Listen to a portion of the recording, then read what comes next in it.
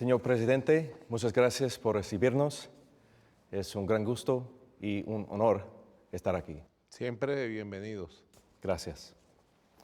Empezamos entonces siempre. con esta pregunta. Venezuela, un país de recursos extraordinarios, tiene una rica historia. Ha sido un actor relevante en el diálogo mundial y un socio importante de los Estados Unidos.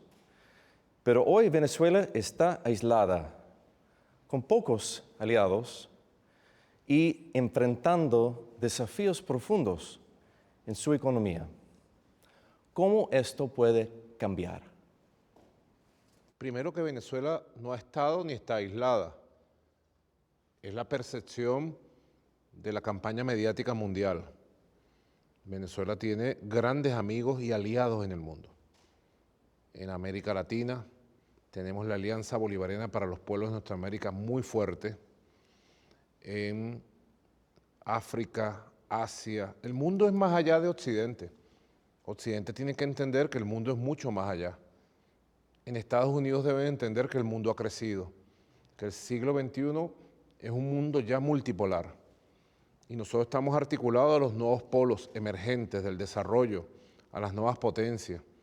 Y aspiramos, ojalá, reconstruir las relaciones con la élite gobernante en Washington, porque nuestras relaciones con Estados Unidos como sociedad es buena, nuestras relaciones con los centros académicos, universitarios, con los movimientos sociales, sindicales, de intelectuales, con la sociedad estadounidense es buena. Nuestra relación es tirante de tensión y de confrontación con la élite que gobierna Washington. Aspiramos algún día recomponer los caminos del diálogo, del entendimiento, del respeto y volver a tener relaciones de cooperación con los Estados Unidos en su conjunto y con el sector del poder en lo fundamental. Un problema principal son las acciones, lo que llama usted el bloqueo económico. Con esas herramientas, la administración de Donald Trump mantuvo una política del cambio de régimen aquí en Venezuela. No obstante, y obviamente, usted todavía está aquí en el Palacio de Miraflores.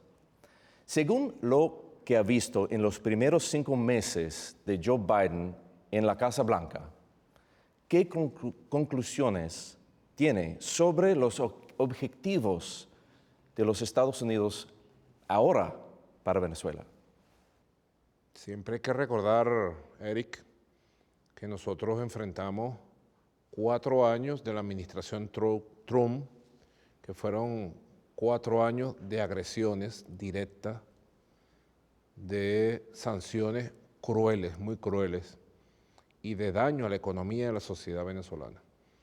La política que instaló y dejó como legado Donald Trump contra Venezuela es una política extremista, irracional, ¿no?, que originó una ruptura total entre Estados Unidos y Venezuela y que ha sido muy cuestionada por organismos de derechos humanos de la Organización de Naciones Unidas como una política que ha violado gravemente los derechos humanos de la población venezolana.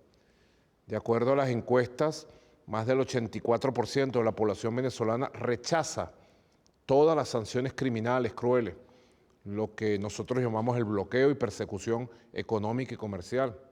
Inclusive los venezolanos en la Florida, que dicen que son un grupo de opinión que influye en las elecciones de Estados Unidos, salió una encuesta en el Miami Herald donde el 56% de los venezolanos que viven en la Florida rechazan todas esas políticas coercitivas contra nuestro país. Así que yo creo que algo como ese no puede constituir un legado que debería continuar.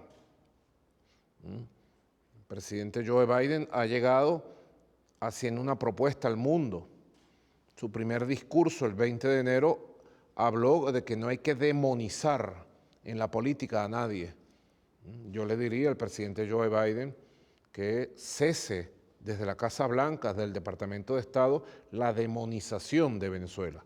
la demonización de la revolución bolivariana, la demonización del presidente Nicolás Maduro, y que ojalá podamos encontrar caminos de acercamiento, de respeto, caminos de beneficio mutuo, y caminos que permitan regularizar las relaciones entre los Estados Unidos y Venezuela. ¿Ha visto señales ya que indican una postura diferente por parte de Joe Biden? Especialmente acerca de la cuestión venezolana. ¿Quieres que te sea sincero, muy sincero? No ha habido ni una señal positiva. Ninguna. Ninguna. Son 5 meses donde, bueno, ellos están instalándose en el poder. Lo único distinto que podría escucharse en algunos voceros de la Casa Blanca y del Departamento de Estado es que ellos están de acuerdo con un diálogo político entre venezolanos, sin intervención, para buscar cambios políticos democráticos en el país. Es lo único, pero diría que es muy tímido, porque el grueso del legado de Trump está vigente. La persecución financiera contra Venezuela, la persecución tecnológica, industrial, comercial, petrolera, política, está intacta, allí está. Lo único que pudiéramos decir, pudiera ser una pequeña señal, es que hay un discurso que promueve que los sectores de oposición muy dependientes del dinero de los Estados Unidos, muy dependientes del dinero de la USAID, muy dependientes de los más de 1.200 millones de dólares que le han entregado, esos sectores vayan a una mesa de diálogo, a un diálogo político, regresen a la política otra vez. Hay senadores, hay diputados que están hablando de un cambio en la relación entre los Estados Unidos y Venezuela. ¿Cree usted que ellos tienen una influencia sobre la Casa Blanca y su política? Yo creo que hay un debate interesante en los Estados Unidos sobre la relación de los Estados Unidos con América Latina y el Caribe, sobre la nefasta doctrina Monroe, que tanto daño hizo en las relaciones durante 200 años, sobre el nefasto legado de Donald Trump, de agresiones, de golpes de Estado, de aislacionismo. Creo que hay un debate interesante sobre el tema Venezuela. Y yo lo que le digo a todos los sectores políticos, sean senadores, sean representantes, gobernadores, opinadores, intelectuales, medios de comunicación, le digo, deben abandonar la demonización que hacen de la sociedad venezolana. Se equivocan en la forma de demonizar a Venezuela. Venezuela es otra realidad muy distinta a la que pretenden todos los días repetir y presentar en campañas que cuestan miles de dólares de los contribuyentes estadounidenses.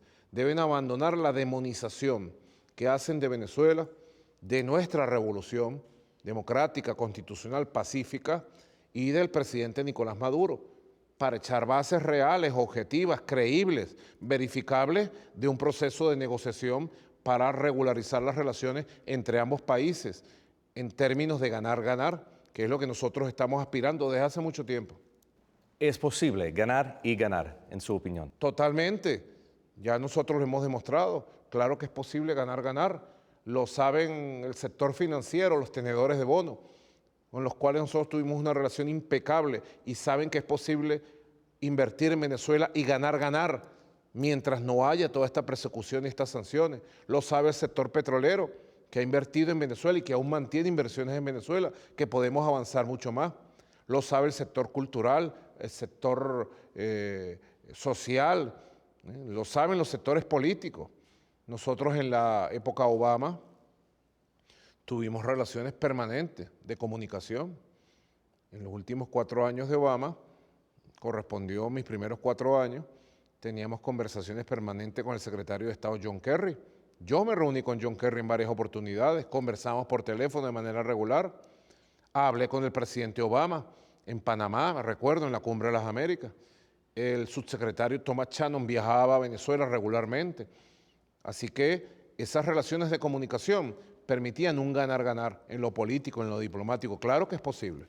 Señor presidente, tengo entendido que hubo varios intentos por parte de Venezuela de normalizar relaciones con los Estados Unidos durante los años de Trump, en, por ejemplo, 2027. 17, perdón, 18, 19. Cuénteme, por favor, de esos esfuerzos. Sí, siempre nosotros, desde antes de que Donald Trump se juramentara el 20 de enero del 2017, la hoy vicepresidenta Delcy Rodríguez era canciller de la República y estuvo en Washington. En esos días previos a la toma de posesión, estuvo en la Torre Trump de Washington. Ahí deben estar los registros. Se reunió con mucha gente llegada a Donald Trump y desde entonces mantuvimos comunicaciones por distintas vías. La administración Trump desde el primer día fue un caos. La Casa Blanca, el Departamento de Estado, el método Trump, pues, de desordenar todo e imponerse, de decir algo hoy y mañana decir lo contrario. El método Trump se impuso y nosotros tuvimos siempre comunicación con Donald Trump. Yo estuve a punto de reunirme en septiembre de 2018 personalmente con Donald Trump cuando fui a la Asamblea General de Naciones Unidas en Nueva York. Recibimos la llamada de la Casa Blanca, pero sabemos las presiones de John Bolton y de otros personeros alrededor de Donald Trump para impedir lo que él quería hacer, que era una reunión conmigo. Si nos hubiéramos reunido, otra hubiera sido la historia. ¿Iba a ir? Nos íbamos a reunir en Nueva York. Hubo las coordinaciones telefónicas para hacer la reunión en Nueva York, pero al final las presiones fueron insoportables para él, para Donald Trump, y se canceló ese contacto. Luego en el año 2019 y a finales de su gobierno, 2020, antes de las elecciones, hubo contactos en México.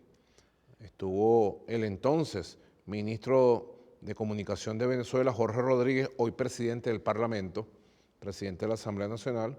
Jorge Rodríguez tuvo múltiples contactos con delegaciones que venían de la Casa Blanca.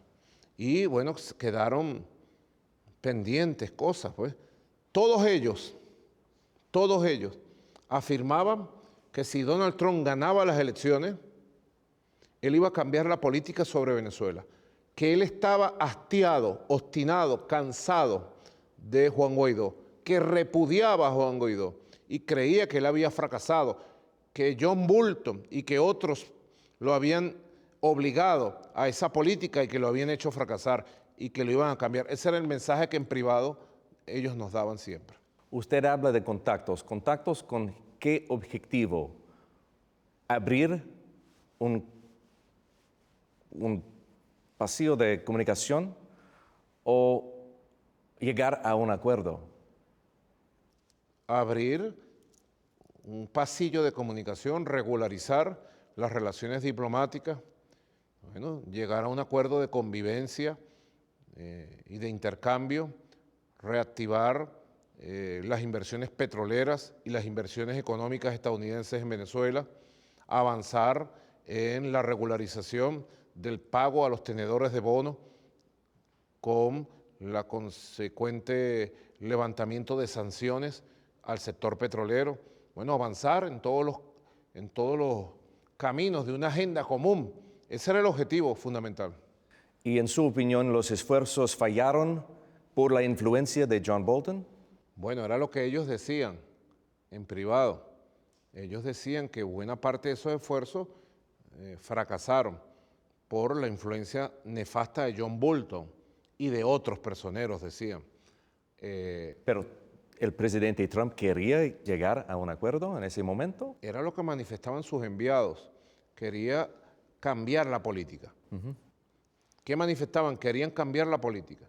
Consideraban que el cambio de régimen y el tratar de imponer a Juan Guaidó en Venezuela había sido un fracaso y querían voltear la página y empezar una fase nueva que arrancara con negociaciones directas con el gobierno de Venezuela. Eso es lo que ellos manifestaban.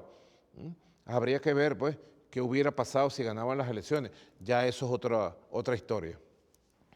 En las últimas semanas su gobierno ha enviado a los llamados 606, arresto domicilio, le ha dado a la oposición política 2 escaños en el Consejo Nacional Electoral y ha permitido que el Programa Mundial de Alimentos ingrese al país.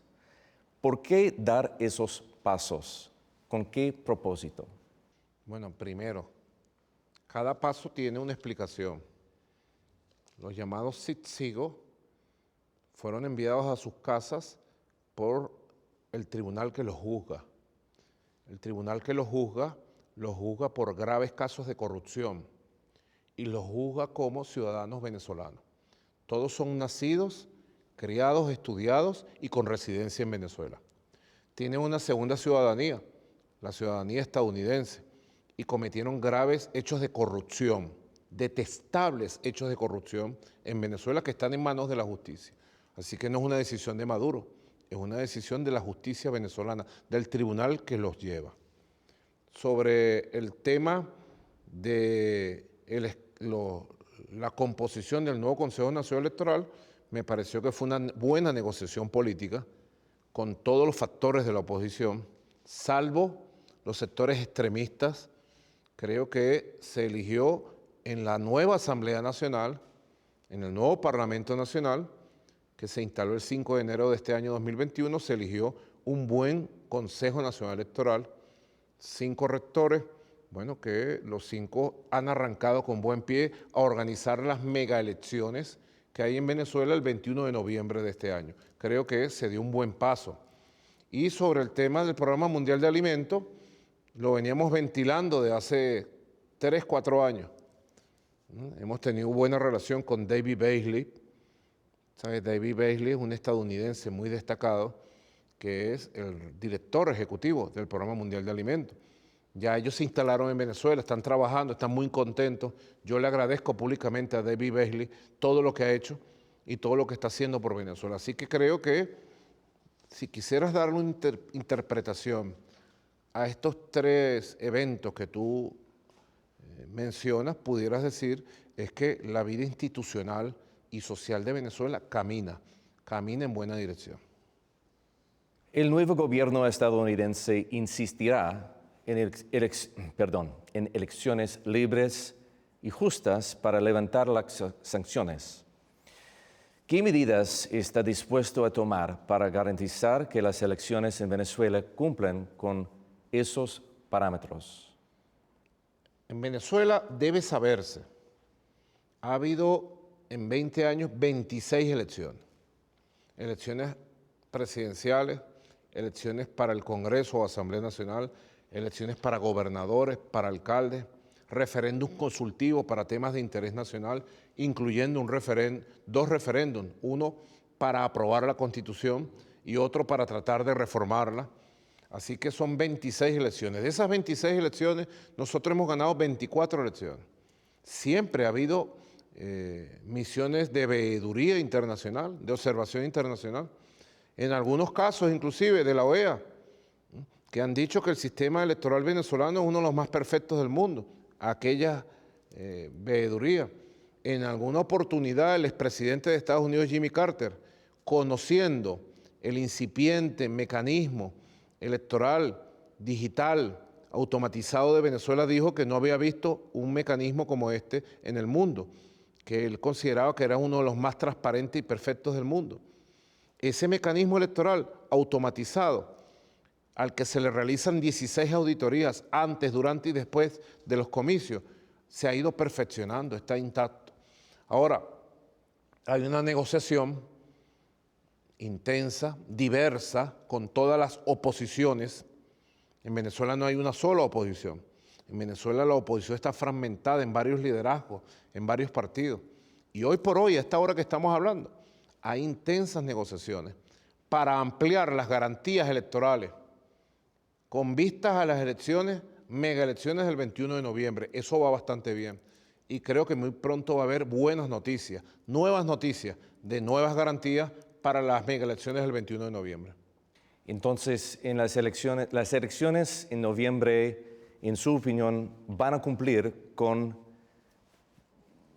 unas normas que requiere o que quiere el gobierno estadounidense. No puedo hablar por el gobierno de Estados Unidos. En Bueno, todo caso, sí te digo, Eric, que las garantías electorales para propiciar unas megaelecciones transparentes, confiables, verificables, se van a ampliar. Se van a ampliar todas las garantías en función de la negociación política que se está dando con todos los factores de oposición. De ahí va a haber un buen resultado.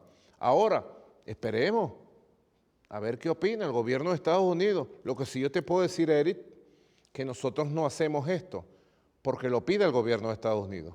Lo hacemos porque es una obligación constitucional, porque es una convicción política que tenemos, y lo hacemos porque el país está en condiciones de negociar para lograr acuerdos. Ok, dejamos los Estados Unidos.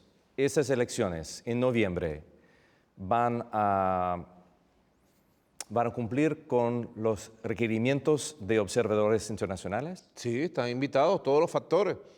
Se ha mandado invitación nuevamente a centros importantes de pensamiento político, a centros importantes de especialistas electorales, a organizaciones mundiales como la Unión Africana, la ASEAN de Asia, la Unión Europea, bueno, a observadores internacionales de los Estados Unidos, etcétera, etcétera. Se ha enviado invitación formal. ¿Quién envía la invitación?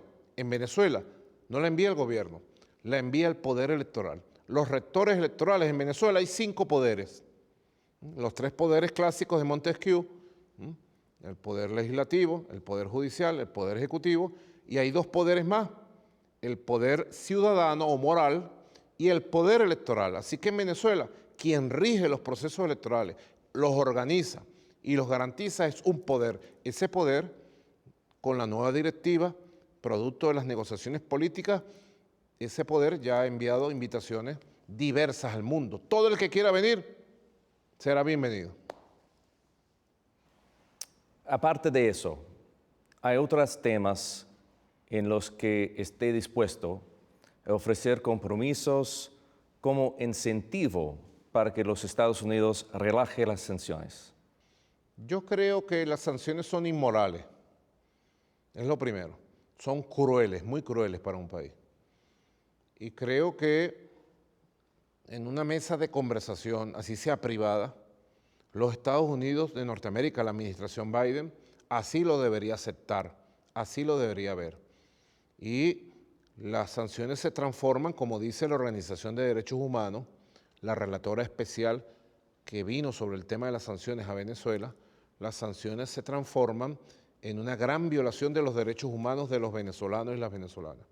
Además, no solo es un mecanismo cruel que produce sufrimiento al pueblo, sino es un mecanismo fracasado, porque todas las sanciones de manera extremista e irracional fueron aplicadas por el gobierno de Trump contra Venezuela para un cambio de régimen y no lo lograron, ni lo van a lograr. Así que las sanciones deberían reconocerse como ilegales, irracionales, extremistas, crueles, y deberían levantarse. En su opinión, señor presidente, pero todavía es la política estadounidense y me parece que ellos no van a cambiar esa política sin un cambio de posiciones. Entonces es un juego cerrado, Eric, porque nosotros tenemos nuestros principios, nuestra constitución, nosotros tenemos derecho a la vida, a la libertad económica, a la libertad comercial. Venezuela y el mundo entero tiene derecho a la libertad comercial. No puede haber un país que por el dominio de la moneda y del sistema bancario le imponga a los demás países del mundo qué debe pasar en su país a nivel político, quién debe gobernar o quién no debe gobernar. Si eso se instaurara, Eric, sencillamente sería el fin del sistema de Naciones Unidas, el fin del derecho internacional. No, Estados Unidos debe reconocer que existe un derecho internacional, que existe un mundo multipolar, que existe otro mundo. Y además deben reconocer más temprano que tarde que lo que están haciendo con Venezuela es una brutalidad, solo comparada con la guerra de Vietnam y la masacre que cometieron contra el pueblo de Vietnam. Están cometiendo una masacre económica. Venezuela tiene derecho a la libertad para producir petróleo, para venderlo, para obtener riquezas, para cumplir sus obligaciones internacionales, para mantener la vida del pueblo. Venezuela tiene derecho a producir oro y venderlo. ¿Por qué no vamos a tener derecho a eso? ¿Por qué se nos va a quitar el derecho a la libertad económica? Porque eso algún día, yo tengo la fe, yo soy un hombre muy creyente en Dios, soy un hombre de oración y de acción, y tengo la fe de que algún día ese mensaje va a llegar y va a producir los cambios que necesitamos para un mundo mejor, un mundo más humano, un mundo de respeto. Es un problema porque ustedes obviamente no quieren vivir todavía bajo de esas sanciones. ¿No están dispuestos a cambiar nada? Tengo que preguntarle eso. Es que los cambios en Venezuela se producen todos los días, pero no puede haber un relacionamiento en el mundo donde te pongo una pistola en la cabeza y te digo, actúa como yo quiera, si no te disparo. No te pueden ponerle una pistola en la cabeza del pueblo de Venezuela para que desde Estados Unidos se diga lo que tenemos que hacer. Nos convertiríamos en una colonia, nos convertiríamos en un protectorado, nos arrodillaríamos, traicionaríamos el legado histórico grandioso de estos gigantes como Simón Bolívar.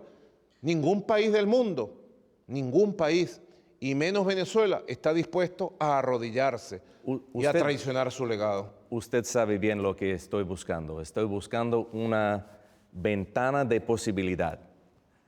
¿Existe? La ventana de posibilidad se logra si hay un restablecimiento y normalización de los canales de comunicación. Y a partir de los canales de comunicación, el avance en negociaciones, en acuerdos necesarios para un ganar-ganar de los dos países. Cuando comiencen las negociaciones, en un momento, ¿buscará usted un acuerdo de todo o nada o aceptaría un proceso incremental? Yo creo en las negociaciones políticas. He hecho más de 1000 llamados al diálogo político.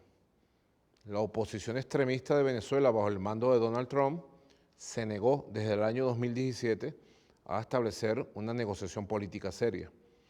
Las veces que los obligamos, casi por circunstancias históricas, a sentarse en una mesa, luego se levantaron y la patearon.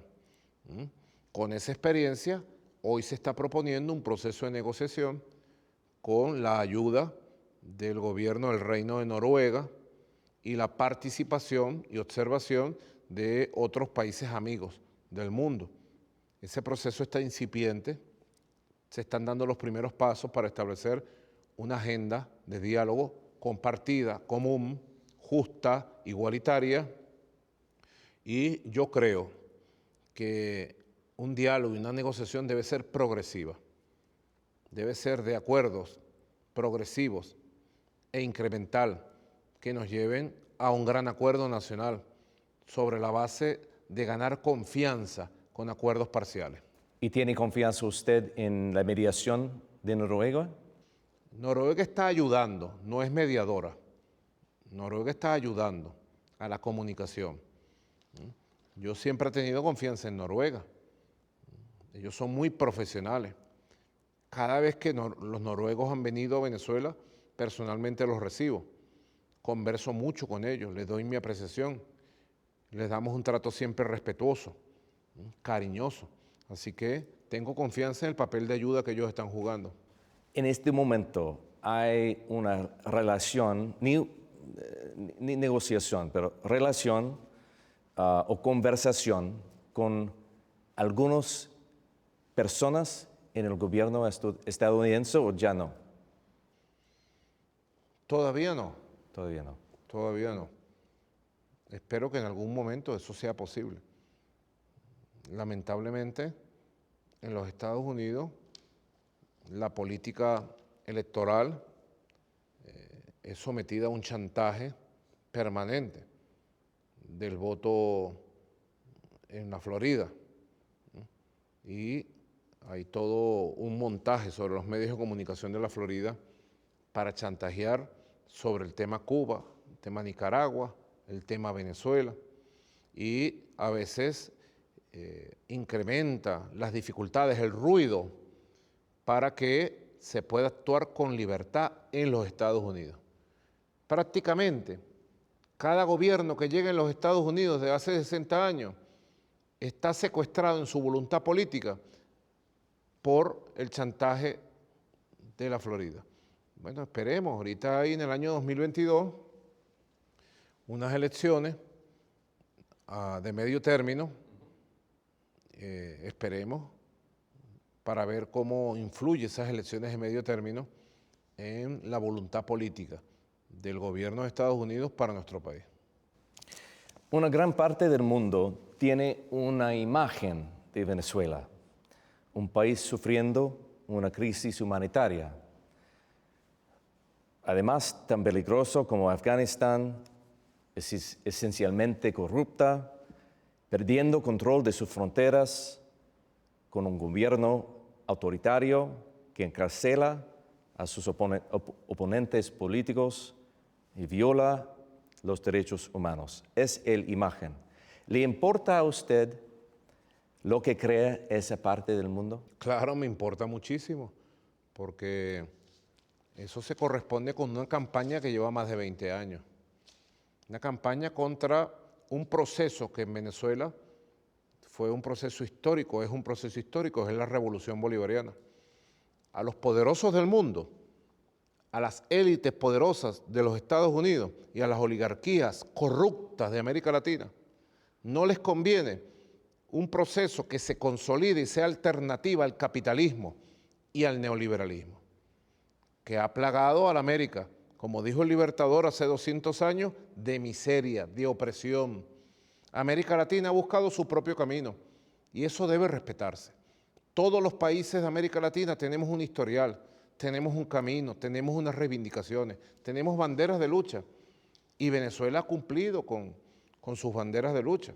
Ahora, hay una Venezuela virtual, de campaña permanente, hay una Venezuela mediática que repiten todos los días, es impresionante, impresionante. ¿Cuánto dinero se invierte para campañas contra Venezuela en todos los países del mundo? En Estados Unidos, en México, en Argentina, en Colombia, en España.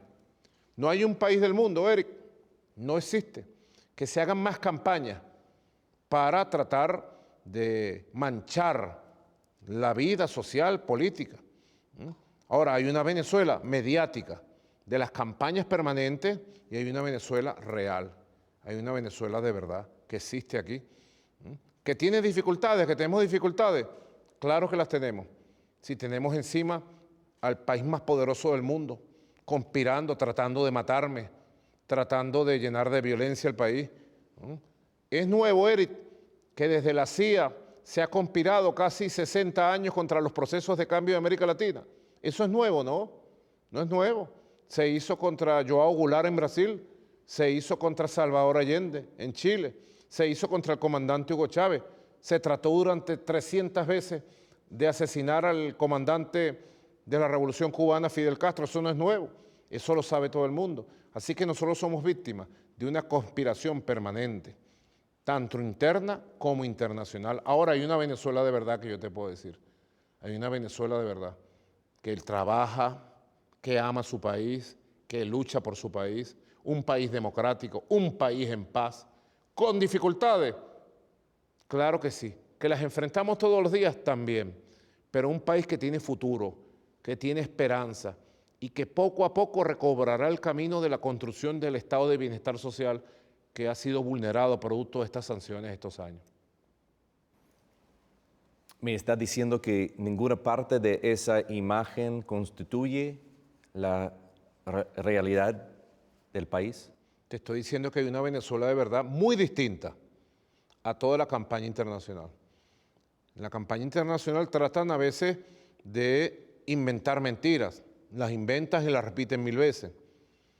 Otras veces tratan de magnificar problemas que tiene el país y lo magnifican y convierten en un foco. un foco, por ejemplo, un problema con un grupo narcotraficante colombiano en un sector de la frontera, viene y dicen Venezuela perdió el control de su frontera. Entonces lo magnifican y lo repiten 1.000.000 de veces. Y lo saca el New York Times, lo saca el País de España, lo saca la revista Semana de Bogotá y lo repiten 1000 veces. Váyanse a la frontera. Nosotros tenemos una frontera grandísima con Colombia. Hemos sido víctimas durante 60 años de la guerra colombiana, del narcotráfico colombiano, de los contrabandistas. Pero ahí hay una frontera bajo control del Estado. Ah, ¿en combate? Claro que sí, en combate permanente. Nosotros hemos garantizado, Eric, en toda nuestra frontera, declarar a nuestra frontera libre de cultivo de droga, libre de producción de droga. Fíjense ustedes, del lado venezolano, cuando en unos kilómetros apenas del lado colombiano, es el reino de cultivo de la droga, el reino de la producción de droga, el reino del contrabando. Así que bueno, la campaña que se hace sobre Venezuela trata de magnificar problemas, de inventar problemas y de tratar de permanentemente, es lo que te digo, Eric, como ningún país del mundo, magnificar y manchar con esa magnificación la situación de un país que tiene sus dificultades, pero también tiene su espíritu, su coraje, su fuerza, y que estamos en la búsqueda del futuro con mucha precisión. Estamos hablando de la frontera con Colombia. En su opinión, esos problemas representan una amenaza a la soberanía de Venezuela? Siempre han representado una amenaza a la soberanía, forman parte del proyecto para llenar de violencia todas las poblaciones de la frontera. Fíjate tú lo que se intentó aquel 23 de marzo del año 2019, bueno, casi con la presencia del presidente de Colombia, Iván Duque, una invasión sobre Venezuela con las puentes, a través de los puentes internacionales. Eso ha sido una política permanente, tratar de violar y de llenar de violencia toda la frontera. Ahora, eso ha llenado a nuestro país de una gran conciencia sobre la necesidad de proteger nuestra frontera, de ejercer soberanía permanente. Hay que ver, miren, el 80% de la cocaína que llega a los Estados Unidos, ¿de dónde viene, Eric? De Colombia. Eso ha bajado en los últimos años o décadas, no, eso lo que hace es aumentar, todos los años aumenta las hectáreas de producción de hoja de coca, las toneladas de producción y exportación hacia Estados Unidos de cocaína. Si Estados Unidos, con ese poder militar policial que tiene, es vulnerado en su soberanía con la exportación de cocaína desde Colombia, imagínate tú la amenaza que nosotros enfrentamos todos los días, teniendo más de 1.200 kilómetros de frontera directa territorial con Colombia. Imagínate tú, saca la cuenta nada más. ¿Cuál es su próximo paso en ese conflicto? Bueno, nuestro paso es permanente la vigilancia militar policial en el territorio fronterizo. Nosotros tenemos... No están pensando en un cambio de la estrategia. ¿Con quién? Bueno, con los actores, principalmente los colombianos, los guerrillas, otros. Bueno, nosotros hemos sido muy claros y le hemos enviado un mensaje directo a todos los grupos armados irregulares, sea quien sea, deben abandonar el territorio venezolano. Son más de 1.200 kilómetros de frontera. Hemos enviado un mensaje y nosotros permanentemente estamos en operaciones militares, se llaman operaciones escudo bolivariano, hacemos grandes despliegues militares, policiales, para estar vigilando la frontera constantemente.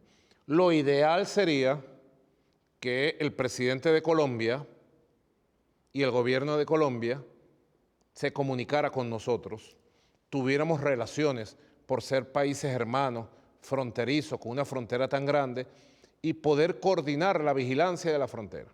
Porque la frontera de Colombia está totalmente huérfana, totalmente abandonada. hecho aceptado así por todos los colombianos. Ellos abandonaron hace 60 años la frontera con Venezuela. Lo ideal sería una comunicación seria, profesional, respetuosa, pero lamentablemente en Colombia manda un trumpito, manda un heredero de Donald Trump, Iván Duque, un extremista de derecha, que de paso hizo campaña electoral a favor de Donald Trump, en contra de Joe Biden. Y él es un hombre, bueno, irracional, lleno de odio contra Venezuela, que ha roto todos los canales de comunicación y que no permite coordinar hechos tan graves como la situación de seguridad en la frontera. Así que nosotros seguiremos actuando de esta manera y espero y aspiro que algún día en Colombia llegue un nuevo gobierno que ponga los pies sobre la tierra, con cabeza fría, sea capaz de entenderse otra vez con quienes gobernamos en Venezuela. Señor presidente, se nota aquí en Venezuela un cambio económico, una apertura. Por favor, descríbeme lo que está tratando de lograr con políticas como la eliminación de muchos controles de precios, la liberalización del mercado cambiario, la facilitación de importaciones, la reducción de subsidios y la incentivación, al sector privado. Mira, yo creo que nosotros hemos tenido que reaccionar con una amplia visión a las agresiones económicas. Siempre te digo, Eric, y te repetiré, si a otro país del continente o del mundo se le aplicaran las restricciones, las sanciones, la persecución a las cuentas bancarias, a las finanzas, a la economía, a la producción petrolera que se ha aplicado contra Venezuela, ¿qué pasaría? ¿Qué haría? Es lo que habría que preguntarse. Agarrar el mapamundi y señalar otro país y ver qué pasaría, cómo eso afectaría su realidad. Bueno, Venezuela ha tenido que declarar una economía de guerra. Nosotros estamos actuando sobre una economía de guerra y propiciar el desarrollo de todas las fuerzas productivas. Todas las fuerzas productivas que Venezuela tiene, que no son pocas, propiciadas. Hoy por hoy podemos decir que estamos encaminando poco a poco, pero a buen paso, el desarrollo de esas fuerzas productivas. Antes Venezuela importaba el 80% de todo su alimento. Hoy Venezuela está produciendo el 80% del alimento del pueblo aquí en tierra venezolana. Es un cambio radical, muy poderoso. Venezuela está empezando a recuperar con pulmón propio, con esfuerzo propio, la producción petrolera. Tenemos grandes metas para este año, llegar a 1.500.000 barriles de producción petrolera. Son grandes metas. Ya para el segundo semestre habrá que acelerar el proceso, pero vamos encaminados. Venezuela creó una criptomoneda, el Petro, y creó un sistema de funcionamiento de las criptomonedas mundiales, lo cual ha permitido, bueno, que mucha gente haga comercio nacional e internacional y le ha abierto una ventana a los consumidores de Venezuela.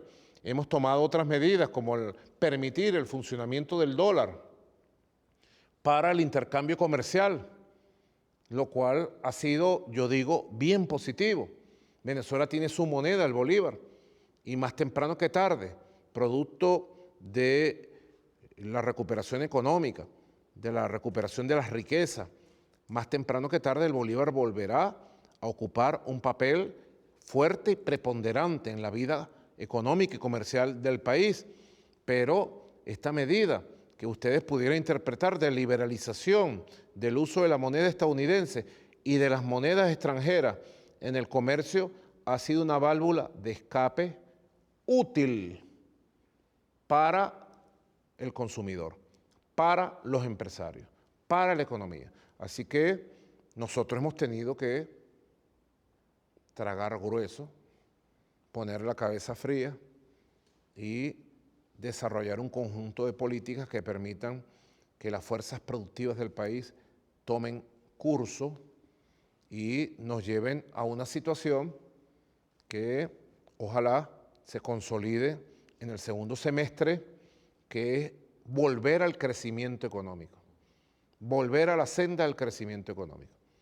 Todos los elementos que estamos analizando en la economía indican que este año Venezuela regresa a la senda del crecimiento económico. Y a partir de aquí, con la nueva economía postrentista que estamos construyendo, sin dependencia de la renta petrolera, pero con la recuperación económica integral, nosotros podamos tener una economía que genere riqueza y que invierta en la recuperación del estado de bienestar social del pueblo de Venezuela. Entonces, tendría que entender yo que esas políticas, esas reformas, existen solamente por la existencia de las sanciones y no existirían sin el bloqueo económico. La economía es una realidad. Hay cosas que existen producto de las sanciones y que una vez que sean superadas, como el tema de la moneda, bueno, la moneda principal de Venezuela, la moneda de curso legal y constitucional, el bolívar, prevalecerá en el funcionamiento comercial. Es una realidad económica. En su momento en que Venezuela recupere sus ingresos, su riqueza, la moneda, y seguirán, como siempre, circulando en distintos niveles las monedas extranjeras y las criptomonedas, porque hay que tomar en cuenta que Venezuela fue pionero en el camino de plantear que las criptomonedas son una realidad monetaria, comercial, financiera. Fuimos pioneros en eso hace 3 años con la creación de nuestra criptomoneda, el Petro. Así que hay medidas que se explican producto del sufrimiento económico, producto de la guerra económica, y que una vez que vayamos superando algunos de esos elementos, bueno, la misma realidad económica cambiará la situación. ¿Y por qué no aceptar Bitcoin como dinero, como hizo recién El Salvador? No, si el Bitcoin circula en Venezuela circulan todas las criptomonedas. Tú puedes tranquilamente combinar monedas y criptomonedas. Tú puedes desde Venezuela tranquilamente tener euros, dólares, yuanes, rublos rusos o bolívares y comprar cualquier criptomoneda. Puedes tener petros y cambiarlos a dólares, o puedes tener petros y cambiarlos a Bitcoin.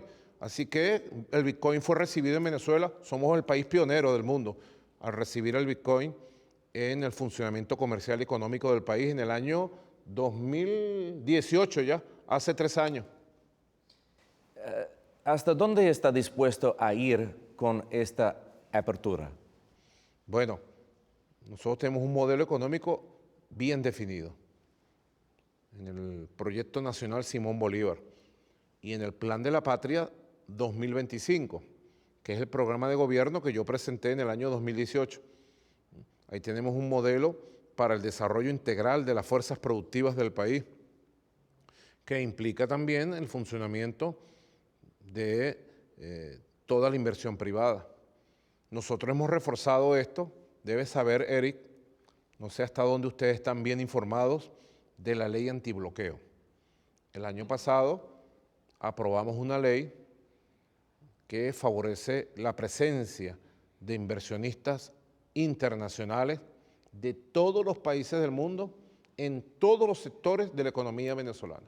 La ley antibloqueo es una ley liberadora y es una ley garantista que le da, valga la redundancia, garantías a los inversionistas para entrar a fondo en la inversión y el crecimiento económico de Venezuela.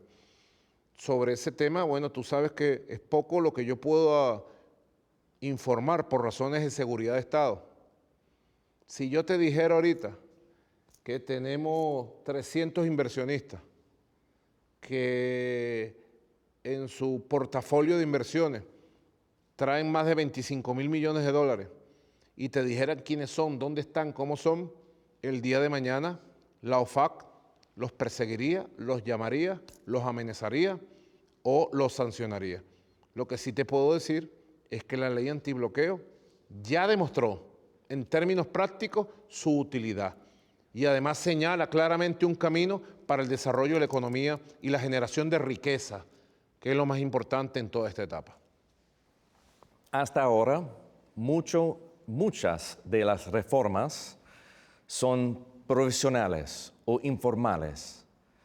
Si una parte importante del objetivo es atraer capital a la economía venezolana, ¿por qué no hacerles ley para crear la certeza que buscan los inversionistas? Claro, Eric, fíjate. Tu pregunta parte del hecho de como que en Venezuela no hubiera garantías para la inversión extranjera. En Venezuela, desde la Constitución hasta todas las leyes de carácter económico, dan plenas garantías para atraer inversión, para cuidar la inversión. Dan plenas garantías desde antes de las sanciones y desde antes de la situación actual. No, perdóname, estoy hablando de reformas como en el mercado cambiario o reformas con el control de precios.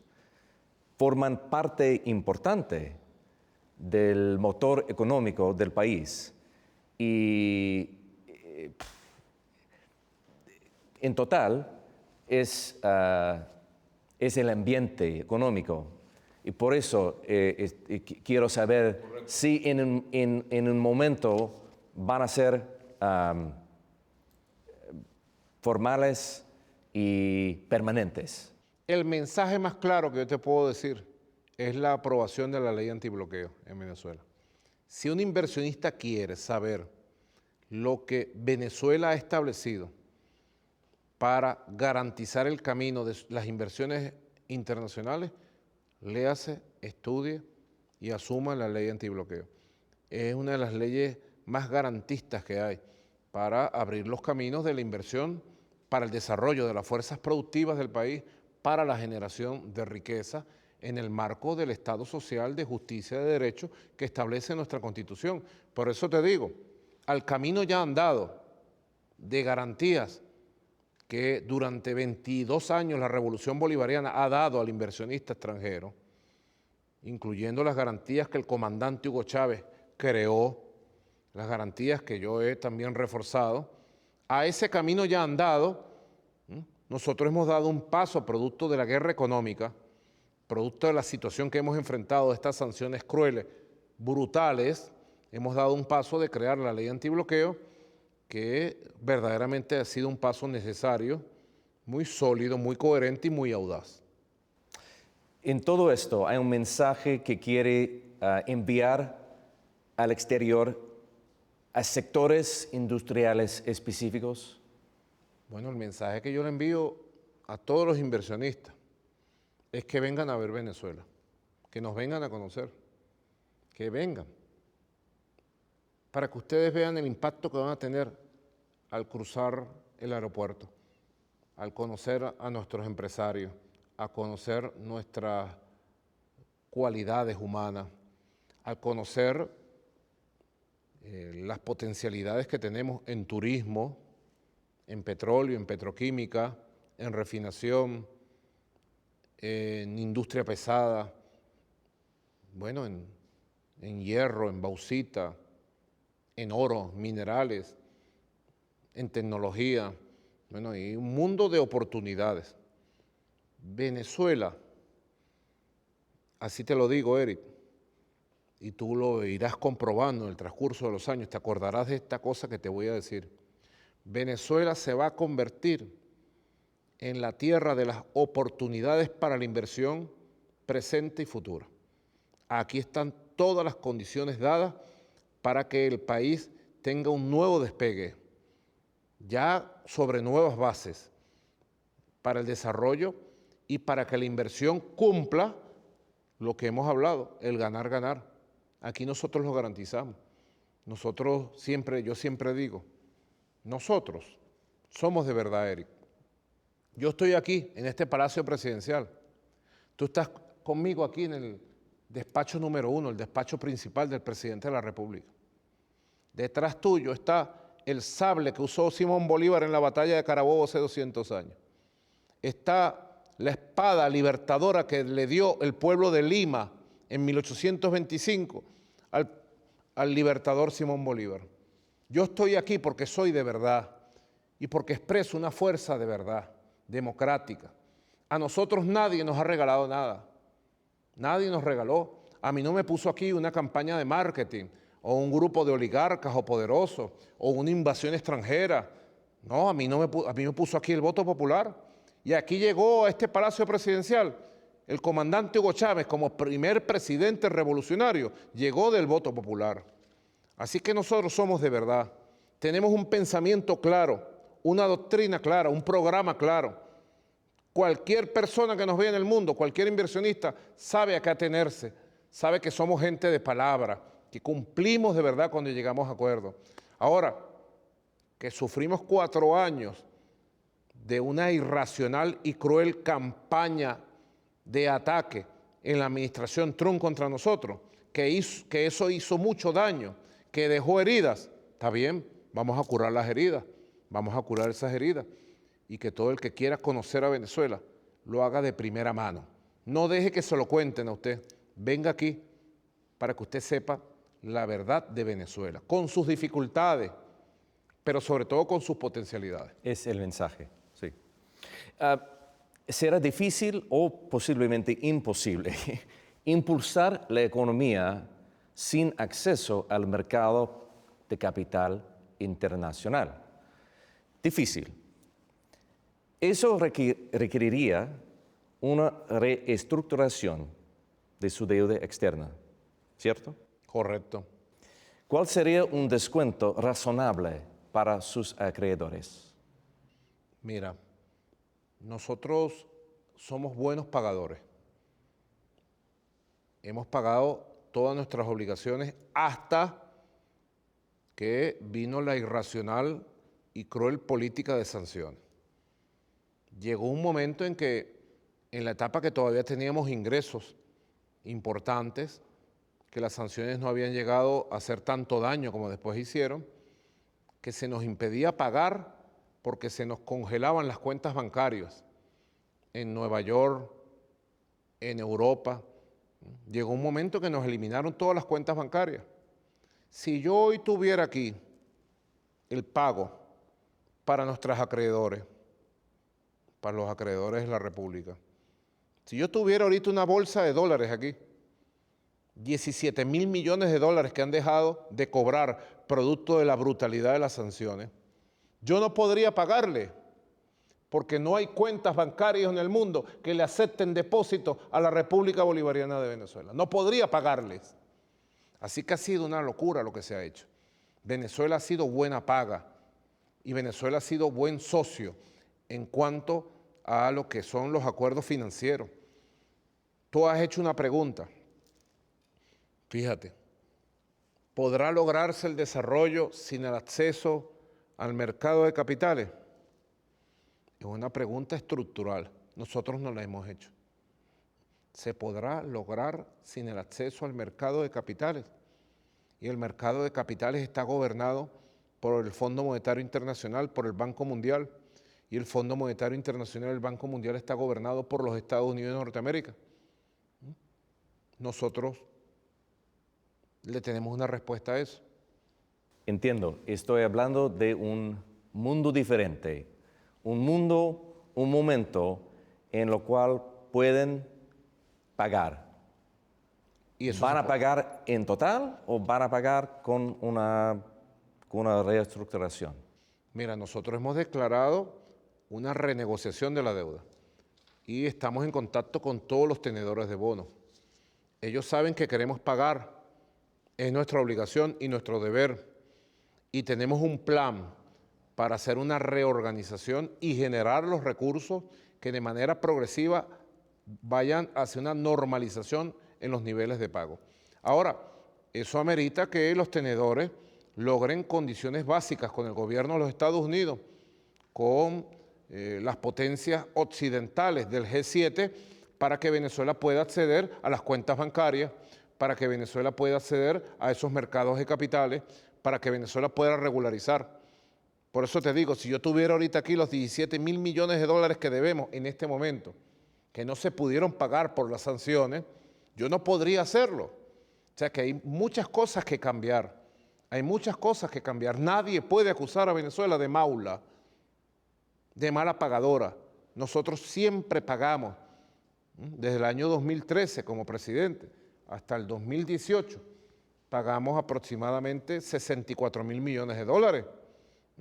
Ahora Venezuela tiene que producirlos, porque si Venezuela no puede producir petróleo y venderlo, no puede producir y vender su oro, no puede producir su bauxita y venderla, no puede producir el hierro, etcétera, etcétera, y en el mercado internacional no puede conseguir realizar su dinero, ¿de dónde va a sacar para pagarle a los tenedores que tienen la deuda venezolana? Así que este mundo hay que cambiarlo, estas situaciones hay que cambiarlas y hay que lograr una situación donde nosotros podamos regularizar esa relación. Yo estoy dispuesto a regularizarla, tengo el plan.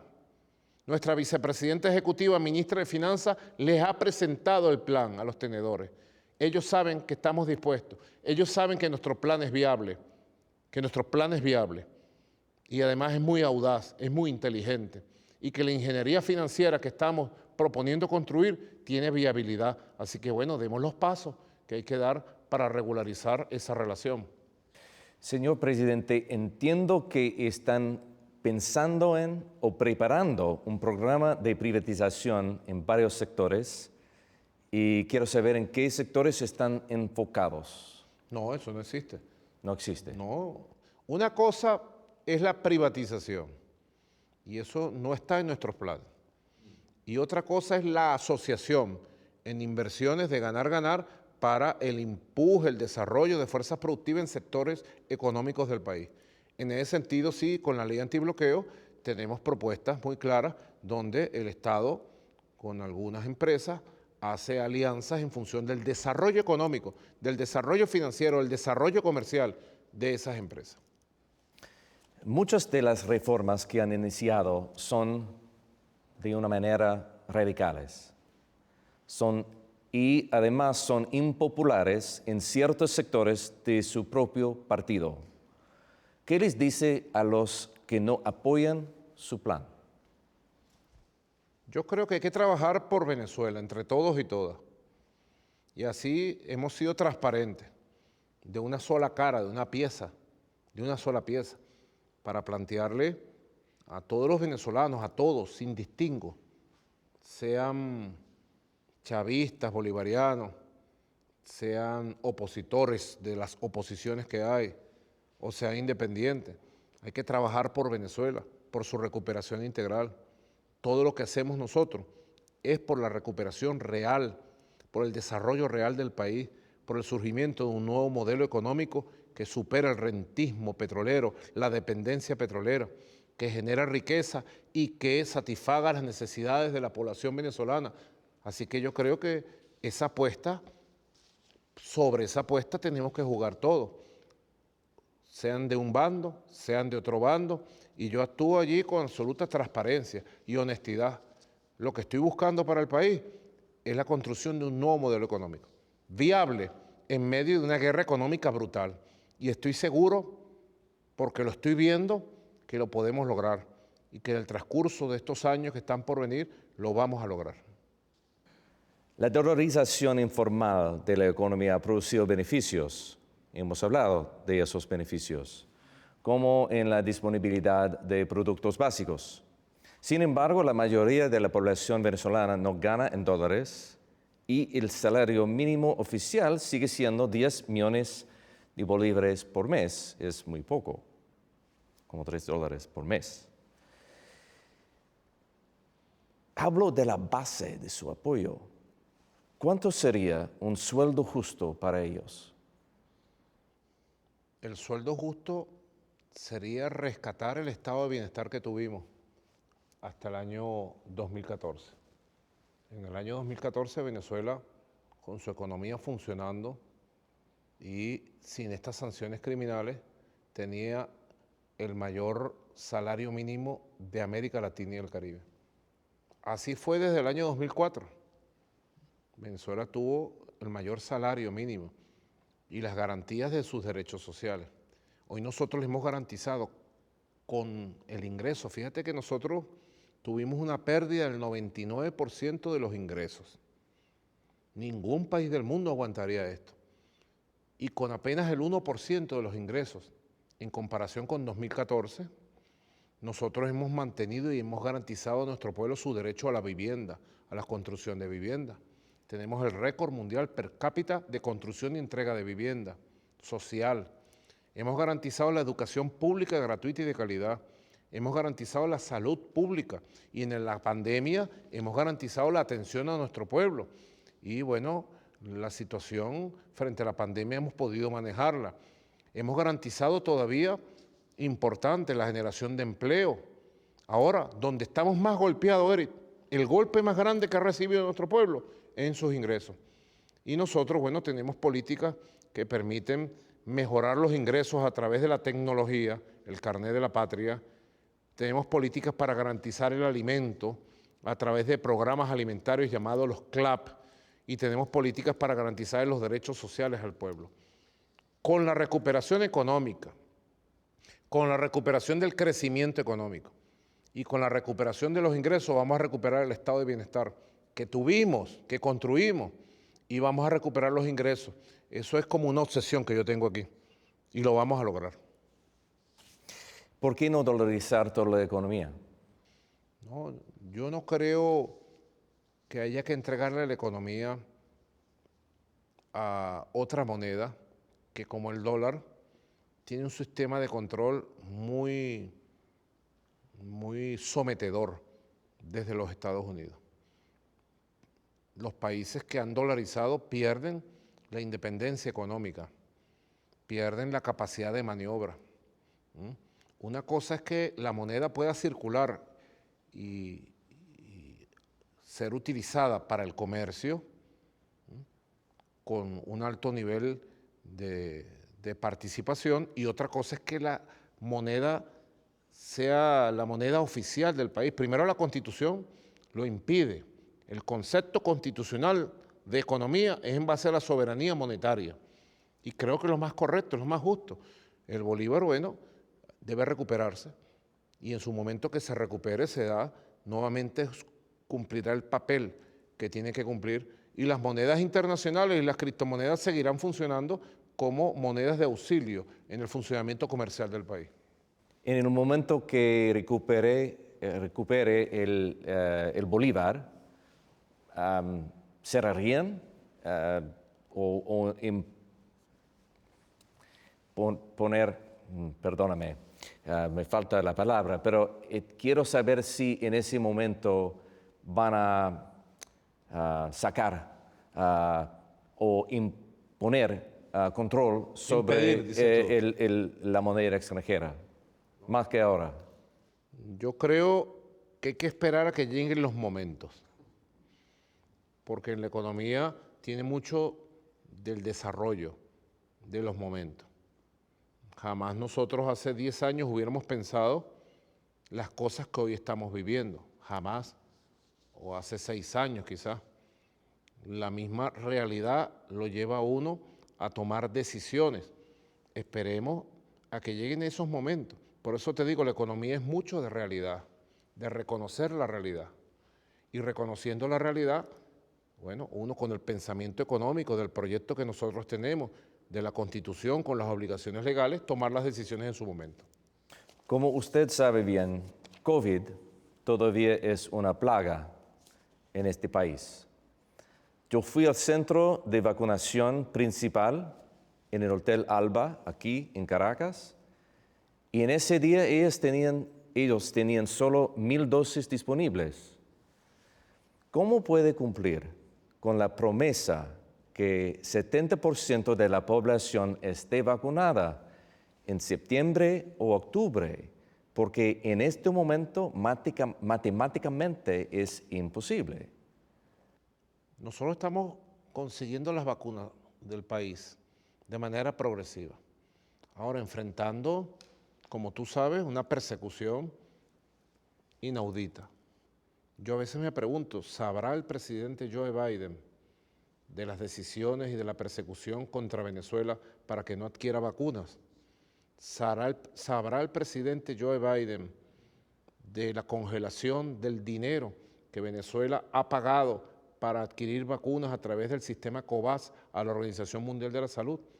Son preguntas que yo te dejo. ¿Lo sabrá el presidente Joe Biden? ¿Será el responsable de esa crueldad?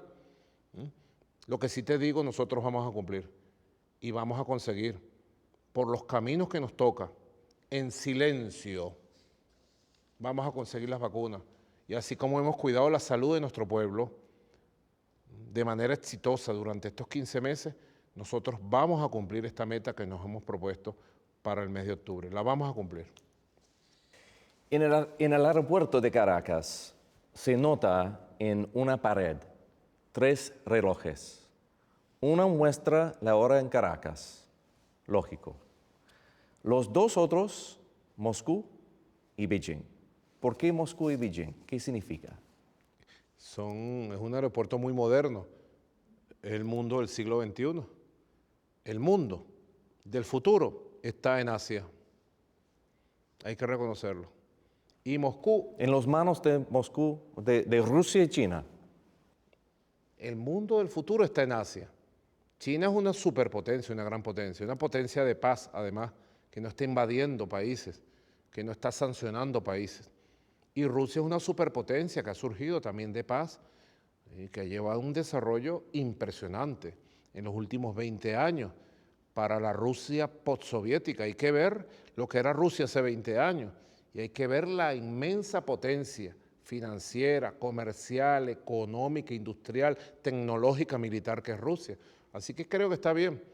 Quizás ahí faltaría la hora de la India, quizás faltaría la hora de Madrid y quizás faltaría la hora de Nueva York. Voy a mandarlo a poner.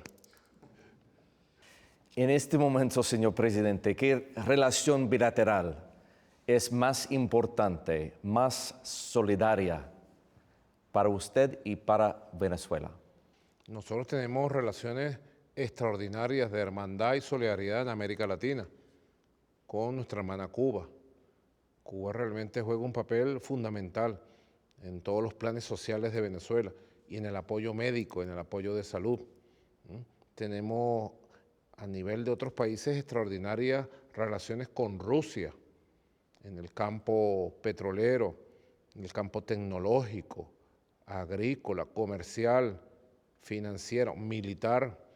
Tenemos extraordinarias relaciones de asociación estratégica con China, profundas, diversas, que realmente yo siempre digo, y le digo al presidente Xi Jinping, le mandé una carta por su cumpleaños ahora, y le escribí, las relaciones entre China y Venezuela verdaderamente son modélicas, pudieran ser ejemplo para las relaciones entre otras naciones del mundo, porque son relaciones de respeto mutuo, de cooperación, de hermandad.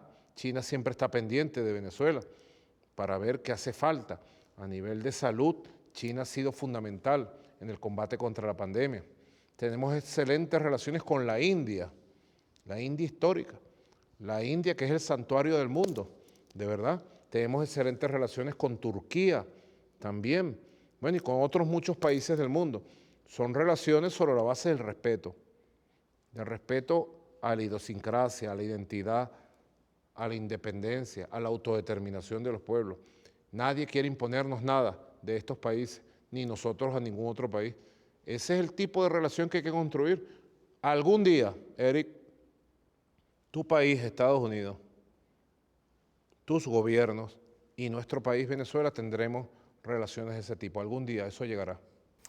Bueno, si llega a normalizar y revitalizar la relación con los Estados Unidos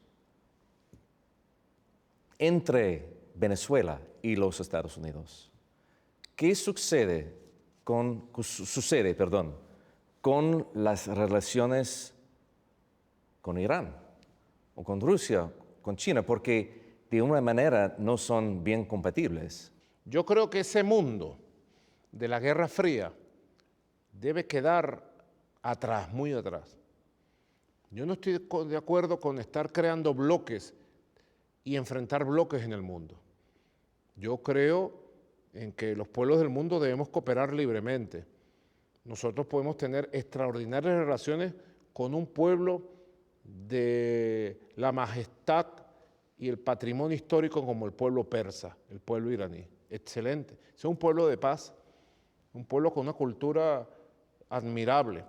Podemos tener excelentes relaciones con el milenario pueblo de China, con el pueblo de Rusia, de la India, de Turquía, de Sudáfrica, de España, y tener excelentes relaciones con el pueblo de Estados Unidos y con su gobierno.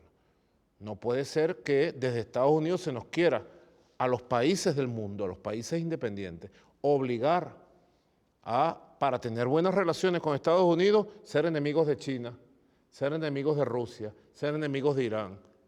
Ese mundo de Hollywood, ese mundo de cómics, ese mundo de la Guerra Fría debe cesar, debe quedar en el pasado. Debe venir un mundo de respeto, de diálogo intercultural, de diálogo de civilizaciones, de diálogo político, de diálogo de religiones, otro mundo. ¿Hasta cuándo nos van a llevar a un mundo de Guerra Fría? Ya eso debe pasar. Eso que pasó ahora en el G7, que aprobaron un comunicado contra China, es realmente condenable, es detestable. No puede ser que se reúnan el G7, 7 países poderosos occidentes, a atacar a China, a decir que Rusia es una amenaza. ¿A dónde nos quieren llevar? Así empiezan las guerras, así empiezan, viendo amenazas donde no existen.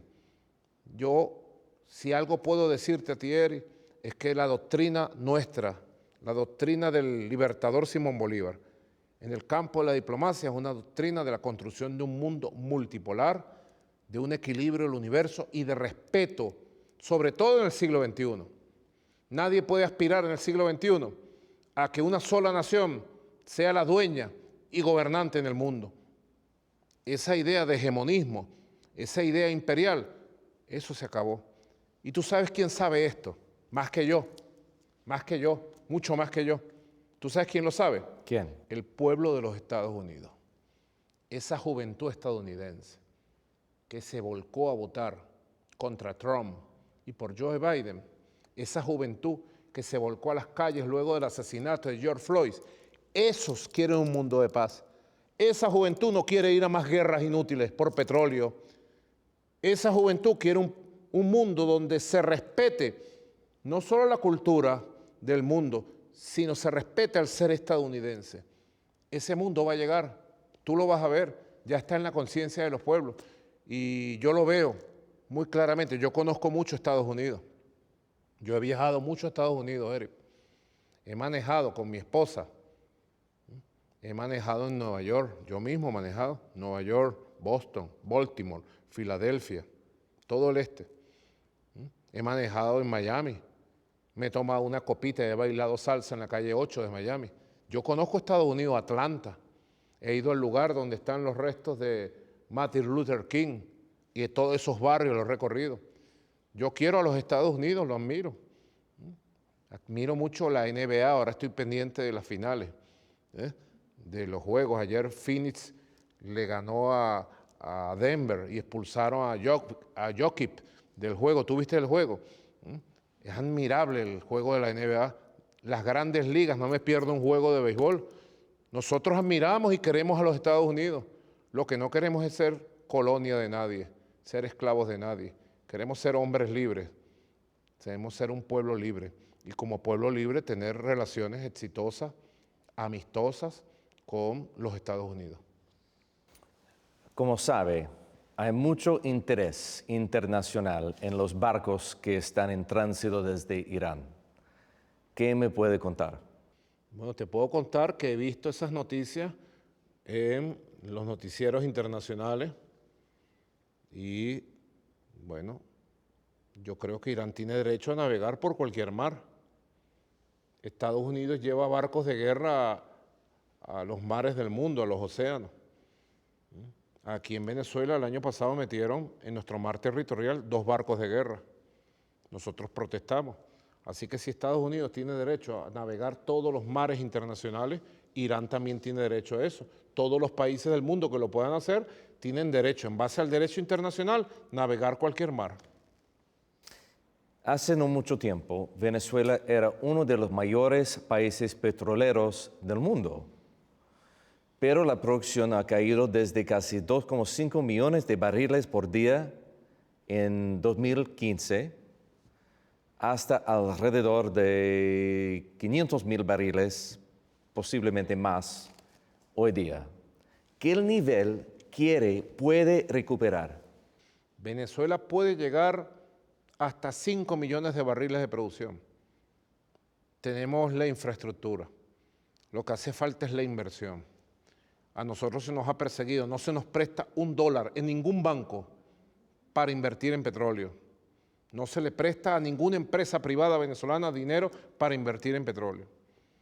Así que eso es una inversión cuantiosa. Y además se nos impuso un bloqueo absoluto a la venta del petróleo venezolano. Nosotros duramos 14 meses sin poder vender una gota de petróleo, Eric.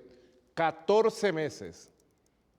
Ahora, bueno, estamos reconstruyendo la inversión, estamos recuperando los pozos, estamos recuperando la producción y estamos recuperando el comercio internacional en medio de graves sanciones, porque no hay que olvidar, porque es muy fácil decir en los noticieros, Venezuela, el país que tiene mayor reserva de petróleo del mundo, que producía 3 millones de barriles, ahora produce 500,000. Es culpa de Maduro. Maduro es un perverso, asesino, dictador. Es muy fácil decirlo, pero nadie dice que se le persiguió a Venezuela, que se le prohibió que llegara un barco a sus costas, que se le prohibió que ningún barco sacara, que se nos robaron barcos con combustible. Nadie dice que no se le da $1 en los bancos internacionales y nadie dice que Venezuela, con pulmón propio, con esfuerzo propio, con dinerito propio, está recuperando.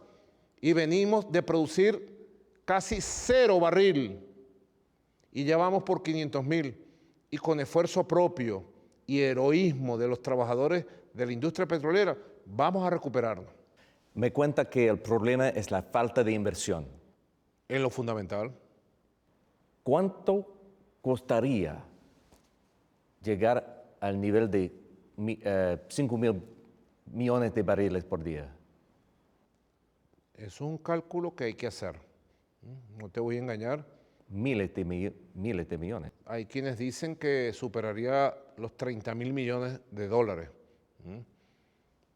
Porque bueno, también Venezuela tiene una infraestructura que es rápida de recuperar. Una infraestructura que es lo que estamos haciendo ahora.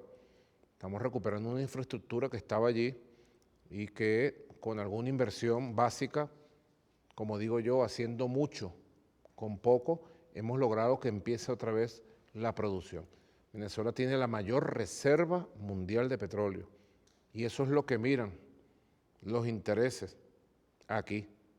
La guerra por petróleo que hicieron en Irak con armas y con tropas, la guerra por petróleo que hicieron en Libia, la están haciendo en Venezuela, pero es guerra política, comercial, diplomática, con sanciones, es otro tipo de guerra para tratar de controlar nuestra riqueza. Aquí, en el mero centro de América, apenas a 3 horas de la Florida.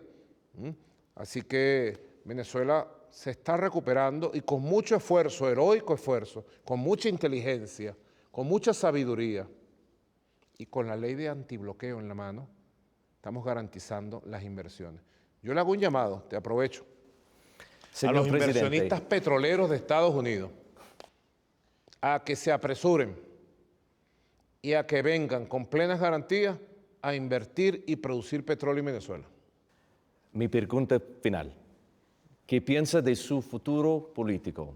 ¿Va a ser candidato, en las elecciones en 2024? A mí lo que más me importa es el futuro de la democracia y la paz de Venezuela, la estabilidad del país. El futuro del desarrollo económico, de la recuperación, de la independencia de Venezuela. Independencia con paz, paz con justicia social. Eso es lo más importante. Mi destino, mi futuro, de verdad, no es lo más importante. Lo más importante es un país y hacia allá va dirigido nuestro esfuerzo. Eric, Muchísimas gracias te agradezco, por la de verdad. oportunidad.